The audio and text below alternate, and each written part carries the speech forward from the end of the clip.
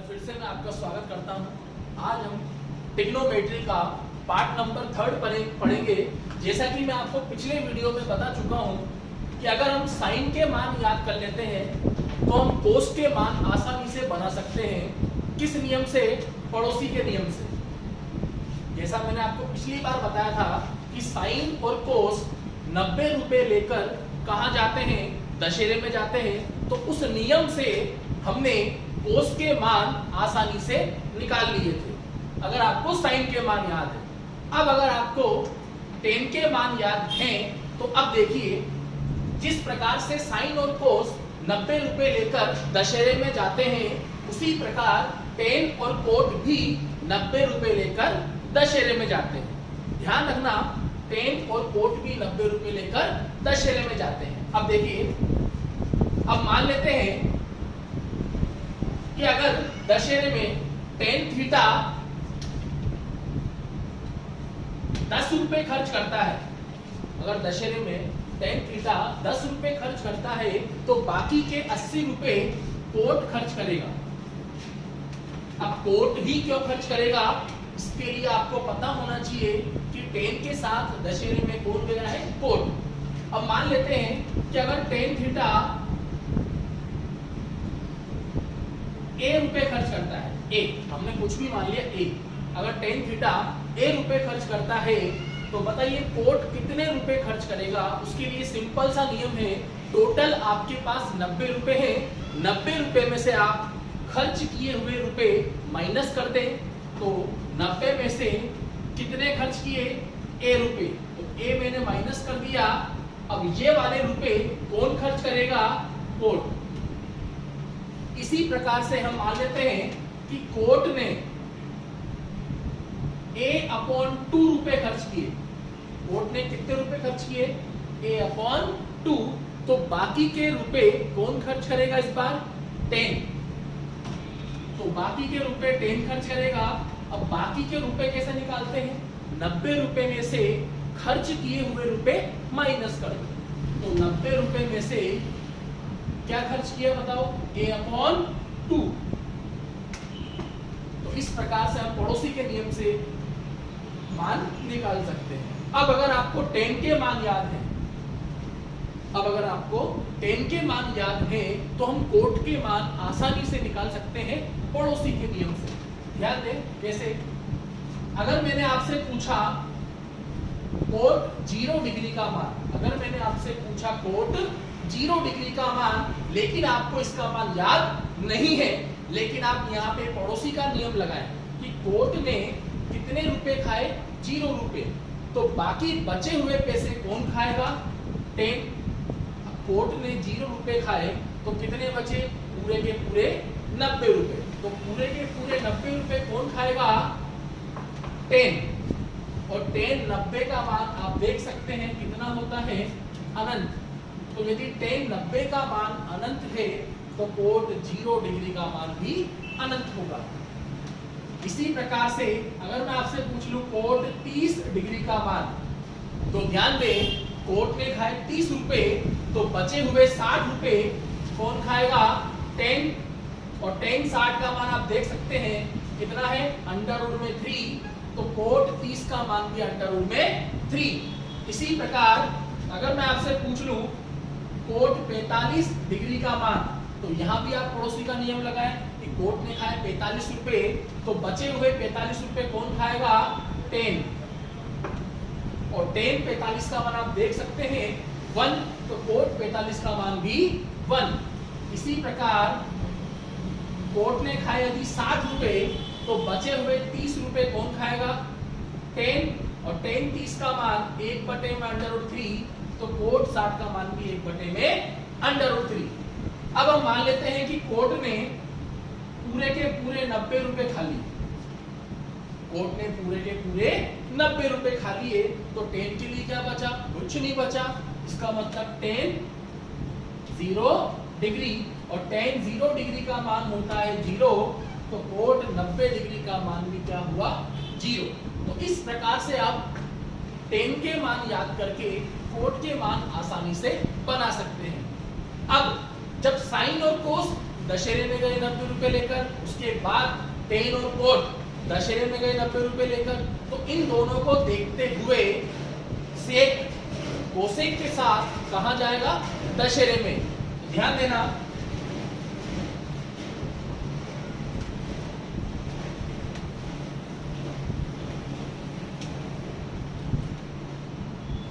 अब सेक और कोसेक साथ में कहां जाएंगे? दशहरे में।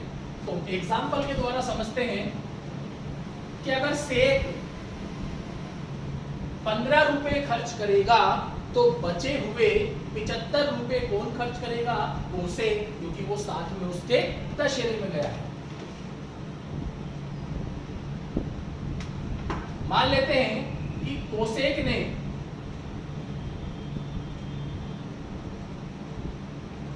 20 रुपए खर्च किए। कोसेक ने कितने रुपए खर्च किए? 20। तो अब बचे हुए पैसे आप कैसे निकालोगे? 90 रुपए में से जो खर्च हो चुके हैं उसे माइनस कर दें तो बचे हुए पैसे पता लग जाएंगे। तो 90 में से मैं किसको माइनस कर दूं? बी को। अब ये वाले पैसे कौन खर्च करेगा? सेक। कौन खर्च करेगा? सेक।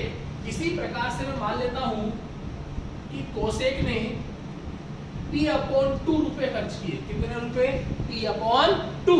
तो बचे हुए पैसे कौन खर्च करेगा? सेक।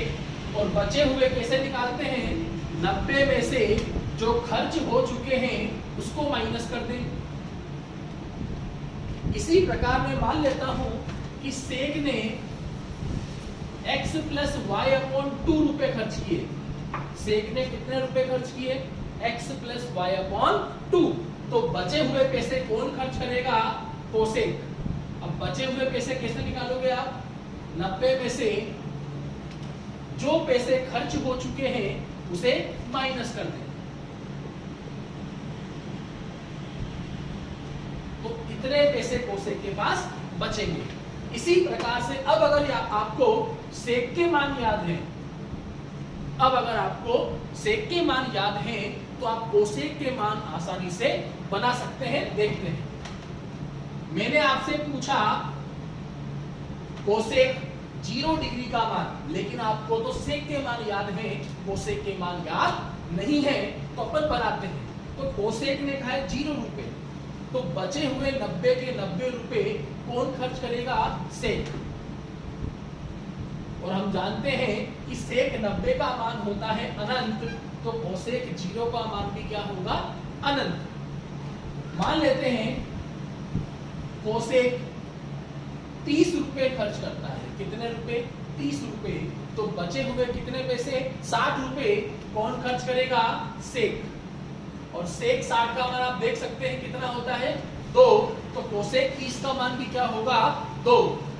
अब मान लेते हैं कोसेक 45 रुपए खर्च करता है, तो बचे हुए 45 रुपए कौन खर्च करेगा? सेक। और सेक 45 डिग्री का मान आप देख सकते हैं √2, तो कोसेक 45 का मान भी √2। अब मान लेते हैं कोसेक 60 रुपए खर्च करता है। कितने रुपए? 60 रुपए। तो बचे हुए 30 रुपए कौन खर्च करेगा? सेक। और सेक 30 डिग्री का मान आप देख सकते हैं 2/3, तो कोसेक 60 डिग्री का मान भी कितना होगा? 2/3। अब मान लेते हैं कि कोसेक पूरे के पूरे 90 रुपए खर्च कर लेता है। कोसेक पूरे के पूरे 90 रुपए खर्च कर लेता है, तो सेक के लिए क्या बचा? कुछ नहीं बचा, मतलब 0 डिग्री। और सेक 0 डिग्री का मान होता है 1, तो कोसेक 90 डिग्री का मान भी होगा 1। अब इसके बाद हम पढ़ेंगे त्रिकोणमिति सर्व समीकरण।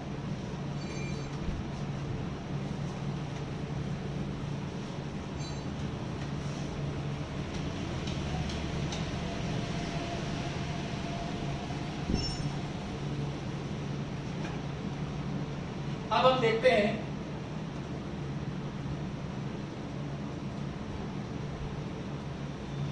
त्रिकोणमितीय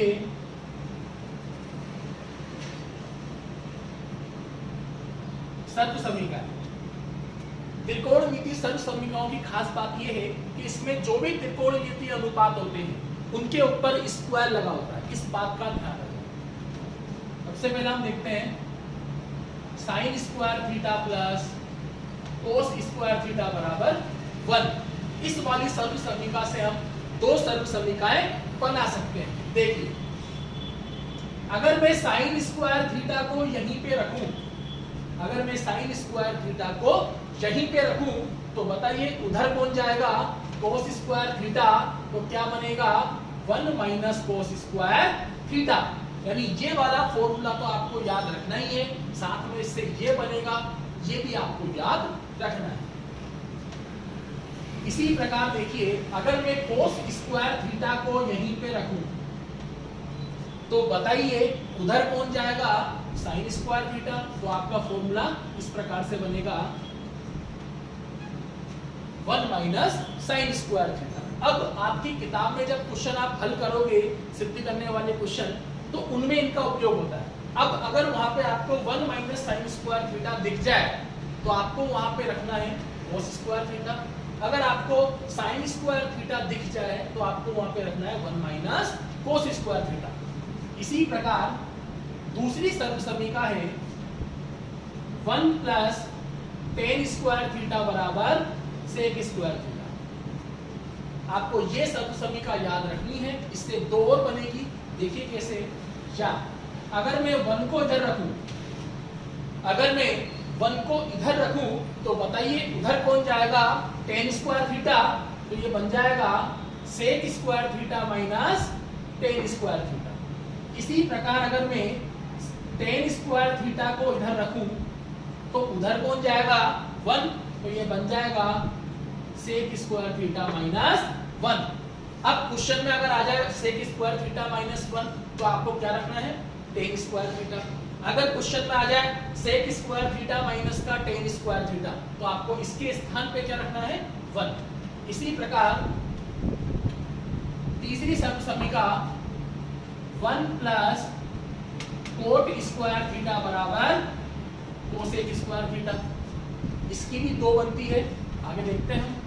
या अगर मैं 1 को यहीं पे रख लूं तो बताइए उधर कौन जाएगा, कोट स्क्वायर थीटा। तो फॉर्मूला क्या बनेगा, cosec square theta minus cot square theta. इसी प्रकार अगर मैं कोट स्क्वायर थीटा को यहीं पे रखूं तो बताइए उधर कौन जाएगा 1, तो फॉर्मूला क्या बनेगा, कोसेक स्क्वायर थीटा माइनस 1। तो इनका उपयोग क्वेश्चनों में बहुत ज्यादा होता है, इसलिए आपको इनको याद रखना पड़ेगा। साथ ही साथ कुछ स्पेशल मान भी होते हैं, जैसे मान लीजिए अगर कोई आपसे पूछ ले कि टेन थीटा को साइन कोस में कैसे लिखते हैं, इसको टेन थीटा को साइन कोस के पदों में कैसे लिखते हैं, तो आपको पता होना चाहिए कि टेन थीटा बराबर साइन थीटा बटे में कोस थीटा। इसी प्रकार अगर कोई आपसे पूछ ले कि कोट थीटा को साइन कोस के पदों में कैसे लिखते हैं, तो कोट थीटा बराबर होता है कोस थीटा बटे साइन थीटा। तो ये हमारा ट्रिग्नोमेट्री का पार्ट नंबर 3 था। इसके बाद हम अगले वीडियो में देखेंगे। फिलहाल के लिए धन्यवाद।